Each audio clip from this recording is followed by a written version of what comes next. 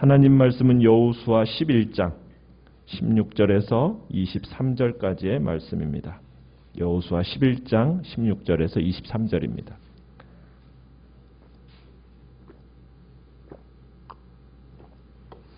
여호수아 11장 16절에서 23절 말씀입니다. 16절입니다. 여호수아가 이같이 그 온 땅 곧 산지와 온 네겝과 고센 온 땅과 평지와 아라바와 이스라엘 산지와 평지를 점령하였으니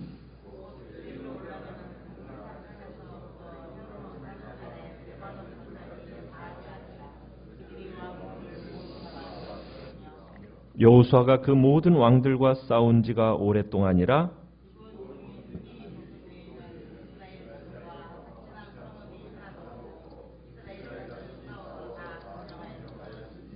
그들의 마음이 완악하여 이스라엘을 대적하여 싸우러 온 것은 여호와께서 그리하게 하신 것이라. 그들을 진멸하여 바치게 하여 은혜를 입지 못하게 하시고 여호와께서 모세에게 명령하신 대로 그들을 멸하려 하심이었더라.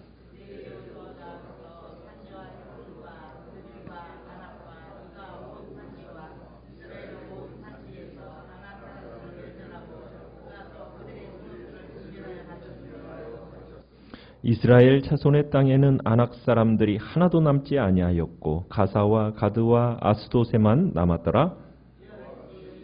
다가 여호와께서 모세에게 말씀하신 대로 그 온 땅을 점령하여 이스라엘 지파의 구분에 따라 기업으로 주매 그 땅에 전쟁이 그쳤더라. 아멘. 오늘 말씀의 제목은 약속을 지키시는 신실하신 하나님이라는 제목으로 말씀을 나눕니다. 우리가 어제 이스라엘이 가나안 북부 지역의 동맹군들, 그 동맹군들을 메롬 전투에서 승리하는 장면을 봤습니다. 그러면서 이제 그토록 이스라엘 백성들이 그토록 열망했던 약속의 땅, 그 가나안을 이제 대부분 정복하는 쾌거를 이루게 됩니다.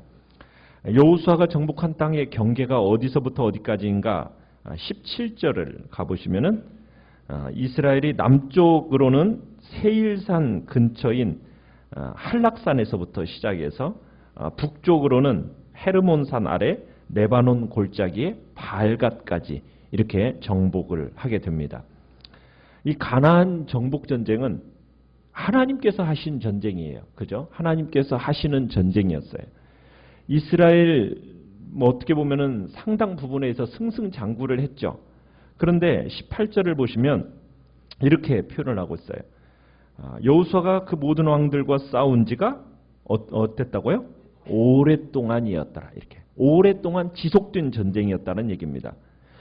우리는 여리고성 정복 때부터 이렇게 이스라엘이 지금 뭐 아이성, 그 다음에 남쪽, 북쪽, 뭐 단숨에 이렇게 여기까지 온 것 같잖아요. 그런데 이 기간이 실제로는 이렇게 금방 끝난 게 아니라는 거예요. 거의 이스라엘이 가나안 족속과 싸운 이 기간이 약 7년을 잡고 있습니다.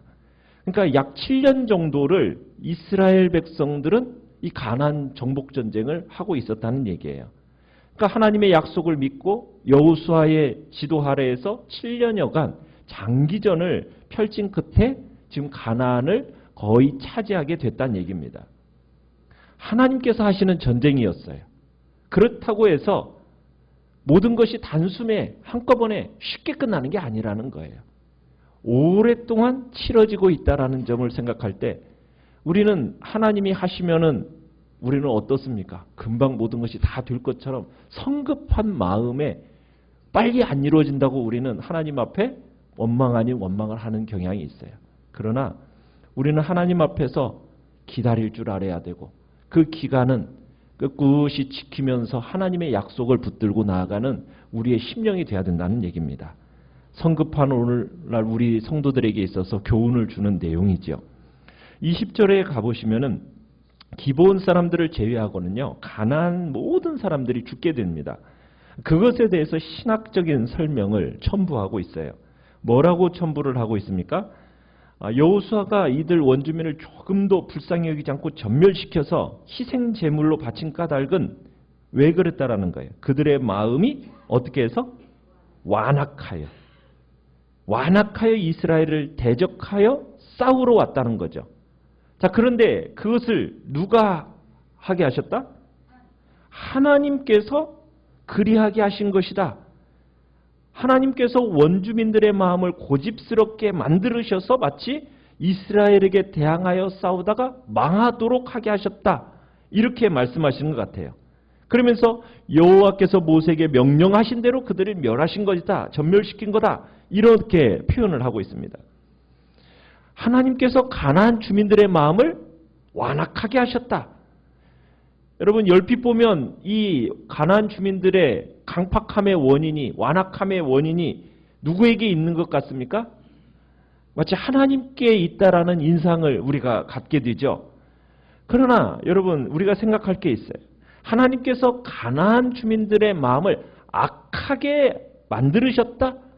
이것은 옳지 않은 해석입니다. 거룩하신 하나님은 인간 누구도 악하게 만들지 않습니다. 다만 하나님께서는 어떻게 하시냐? 인간이 본래적으로 죄악된 속성을 가지고 있어요. 악한 속성을 가지고 있어요. 그러나 그 악한 속성을 하나님이 은혜로 다스리십니다. 누르세요. 그 죄악의 성품이 막 튀쳐나오지 못하도록 하나님의 은혜로 이 세대도 이렇게 누르고 있어요. 그러다가 하나님께서 어떻게 하는 일이 있어요? 그 은혜를 그냥 거둬버려요. 그러면 인간이 어떻게 해요? 자기 악한 본성, 본래적인 속성을 그냥 다 분출해버리는 겁니다. 이게 인간이 강팍하다, 완악하다라는 표현이에요. 그러니까 인간은 아담이 범죄한 이래로 본질상 진노의 자식입니다. 진노의 자식이기 때문에 하나님의 은혜가 없다면 절대로 저주로부터 벗어날 수 없는 존재란 얘기예요. 그런데 하나님께서 인간을 만드셔서 하나님이 본래의 목적이 있어요. 하나님이 인간을 만드신 본래의 목적은 뭡니까? 하나님께 영광을 돌리는 삶이에요. 그런데 그 삶을 살아들이지 못하고 자기가 끝까지 그 죄악을 고집스럽게 이제 이렇게 그냥 그 길로 가면은 은혜의 손길을 하나님이 거둬버리셔요. 내버려 두십니다. 네 하고 싶은 대로 해. 그 길은 무슨 길이 되는 거예요? 저주받은 자인 길이요? 하나님의 은혜에서 떠나는 길이 되어서 결국에는 어떻게 되더라? 진멸되는 일만 남아있게 된다는 얘기입니다. 결국 이 가나안 사람들, 이 죽음은 누가 선택한 거예요? 자신들이 선택한 거예요. 그렇지 않습니까? 그런데 정말 은혜의 길을 선택해서 구원받은 사람도 있죠. 누구 있어요? 다 진멸되는 중에서 여리고의 진멸되는 중에서 누구는 살아남았습니까? 라합과 그의 가족은 살아남았죠. 모든 족속들이 다 진멸되는 가운데 살아남은 족속이 있죠. 기브온 족속. 그러니까 어떻게 보면은 그들은 그 죽음의 자리에서 삶의 자리를 선택한 겁니다. 그러나 이 가나안 족속의 대부분은 자기의 마음을 악하고 강팍하게 해서 결국에는 스스로 본래의 그 성품을 따라서 결국에는 멸망의 길로 간 겁니다. 하나님은 악하게 만드신 것이 아니라 인간 본래의 성품이 악해서 은혜를 거두시는 순간 그대로 내버려 두니까 죽음의 길로, 멸망의 길로 가게 된 거예요. 그래서 우리는 하나님 앞에 항상 기도해야 돼요. 하나님, 저를 내버려 두지 마시고 항상 하나님의 은혜의 손길로 저를 붙잡아 달라고. 하나님의 은혜의 손길이 없으면 우리는 항상 어떻게 될 수밖에 없는 존재라는 거예요. 죄악의 길로 갈 수밖에 없고 멸망의 길로 갈 수밖에 없는 연약한 존재라는 것을 항상 기억하고 하나님의 은혜가 필요합니다. 하나님, 저를 불쌍히 여겨달라고, 긍휼히 여겨달라고, 주님의 손길로 선하게 이끌어달라고, 나약한 죄악의 길에 빠지지 않도록 하나님의 은혜가 필요합니다 하면서 오늘도 우리는 이 시간에 그 은혜를 구해야 되는 겁니다. 내 힘으로, 내 능력으로 결국에는 죄악밖에 나오지 않는 완악하고 강팍한 존재라는 사실을 우리는 항상 우리 자신을 인지해야 되는 거죠.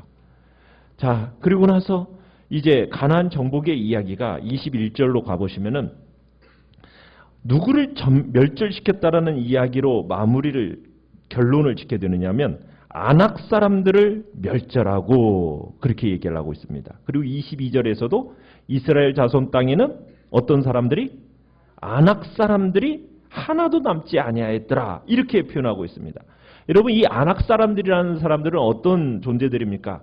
매우 명성이 높았던 거인족 전사들입니다. 노아 시대 때는 네피림의 후손이라고 얘기하는 사람들인데, 골리앗이 키가 어느 정도였다고 얘기합니까? 2m 70, 뭐 키우기에는 3m까지도 보잖아요. 그 정도의 골리앗과 같은 사람들이 모여 사는 전사들이 이 아낙 족속들이에요. 자, 이 사람들이 참으로 이스라엘 역사에 있어서 중요한 문제로 떠올랐던 적이 있었죠. 모세가 정탐꾼을 가나안 땅을 정탐하러 보냈어요. 그랬더니 누구를 본 거예요? 이 아낙 자손들을 본 거예요. 네피림의 후손인 아낙 자손들을 보고서는 자신들과 비교해 보니까 자신은 뭐와 같아요? 메뚜기와 같다고 하면서 두려워해서 비관적인 보고를 했던 그런 기억이 있잖아요. 그들의 보고에 영향을 받아가지고 이스라엘은 결국 어떻게 됐습니까? 하나님께 반역하고 40년 동안 광야 생활을 했던, 그래서 출애굽 1세대는 결국 모두 광야에서 죽어버렸던 비극을 맞이했었잖아요. 그런데 이스라엘 백성들이 이때까지 가나안 사람들을 물리쳤는데 이제는 아낙 사람들을 어떻게 했다라는 거예요? 멸절시켰다라는 거예요. 하나도 남기지 않고 이 거구의 가나안 아낙 자손들을 다 물리쳤다라는 거예요. 그러면서 이 아낙 사람들을 이 아낙 사람들이 폐하에서 진멸시켰다라는 이 정보로 가나안 정복 이야기의 결론 부분을 딱 이야기를 하면서 드디어 가나안 정복이 끝났다라는 것에 대한 상징적인 의미를 지금 이야기하고 있는 겁니다. 이 점을 강조하기 위해서 이제 21절에서 그렇게 표현을 했던 거예요. 여호수아가 가나안 사람들을 끝까지 쫓으면서 산간지방 헤브론, 드빌, 그 다음에 아납, 유다의 온갖 산간지방, 이스라엘의 온 산간지방 아낙 사람들을 무찔렀다. 그 성읍들을 진멸하고 희생제물로 바쳤다. 이렇게 지금 표현하고 있는 겁니다. 자, 드디어 이제 가나안 전쟁이 다 끝나는 듯이 보여요. 그런데 긍정적인 부분만 있지는 않아요. 22절에 가보시면은 어디는 남았더라? 가사와 가드와 아스돗은 정복하지 못했다. 나중에 이 가사와 가드와 아스돗, 누가 이곳에서 살게 되죠?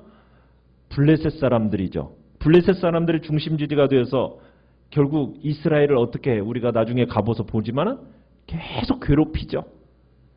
어떤 이유에서인지는 모르겠지만 화근은 남겨두고 있다는 걸 보게 돼요. 그러면서 23절의 마지막으로 이제 이야기를 해요. 여호수아서의 어떻게 보면 전반부가 23절로 이제 막이 내려집니다. 여호수아는 이제 주님께서 모세에게 말씀하신 대로 모든 땅을 점령하고 그것을 이스라엘의 지파의 구분을 따라서 이제 기업으로 유업으로 나눠주게 됩니다. 그러면서 그 땅에 뭐가 그쳤더라? 전쟁이 그쳤더라. 평화를 누리게 되었더라. 이렇게 얘기합니다.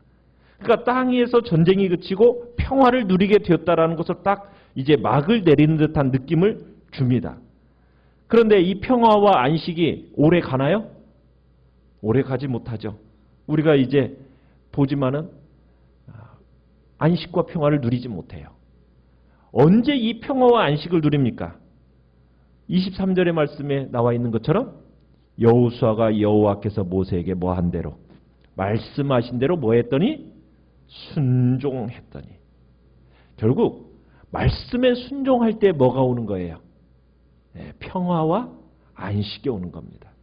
그러나 이스라엘 백성들이 이 말씀에 순종하지 않은 결과로 이 평화와 안식에서 어떻게 돼버려요? 참으로 떠나가는 모습을 보게 돼요. 자, 이스라엘은 어떻게 보면 이제 오늘 본문을 통해서 하나님의 절대적인 후원 아래에서 마침내 가나안을 다 정복합니다. 이제 가나안은 완전히 이스라엘 백성의 땅이 된 겁니다. 자, 이 땅이 될 거라는 거 하나님께서 모세에게 약속하셨죠. 그 약속하신 대로 된 거예요. 그런데 더 거슬러 올라가면은 누구에게 먼저 약속을 하셨었죠? 아브라함에게 하셨던 약속이었죠. 그 약속을 이제 여호수아 시대에 이제 완전히 이루어지게 된 거예요. 하나님께서 가나안을 그와 그의 자손에게 주시겠다 약속한 지 몇 년이 지났습니까? 약 500여 년이 지난 후에야 지금 이 약속이 이루어지게 돼요. 그러니까 하나님의 약속은 아브라함으로부터 시작해서 여호수아에 이르기까지 긴 시간이 흘렀음에도 불구하고 그 약속은 어떻게 되어지더라? 어김없이 이루어집니다. 하나님께서 기업을 주시겠다. 당신이 약속하신 것. 그 땅 주민들, 아모리 족속들, 참으로 그 죄악이 아직 관영하지 못했기 때문에 이스라엘이 400년 동안 이방 나라에서 객이 될 거다. 그들을 섬길 거다. 아브라함에게 말씀했었잖아요. 창세기에서.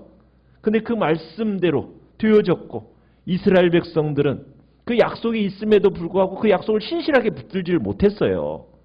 그래서 불평하고 원망하고 하나님을 버리고 다른 우상을 섬기고 참 그런 가운데도 하나님께서는 이스라엘 백성들을 어떻게 하셨습니까? 불순종과 그 믿음의 연약함 가운데서도 하나님의 약속은 포기되지 않고 끝까지 그 약속은 진행되어져 가서 정하신 때 마침내 신실하게 그 약속을 이루시더라는 거예요. 그러니까 하나님은 당신이 약속하신 바는 반드시 이루십니다. 여러분, 우리는 그 기간이 너무 길게 느껴져요. 그 기간이 길다라고 느껴지니까 자꾸 어떻게 해요? 참고 기다리지를 못하는 경향이 있어요. 조급한 마음 때문입니다. 그러나 우리는 기억해야 돼요. 하나님은 절대로 약속을 잊어버리는 분이 아니시다. 하나님은 반드시 그 약속을 지키시는 신실한 분이시다. 우리는 그것을, 그 마음을 딱 붙들고 하나님이 그 약속을 이루실 때까지 기다리면서 조급한 마음 없이 반드시 하나님의 때, 하나님의 방법으로 이루실 거라는 것 우리는 믿고 믿음으로 살아가시기를 바랍니다.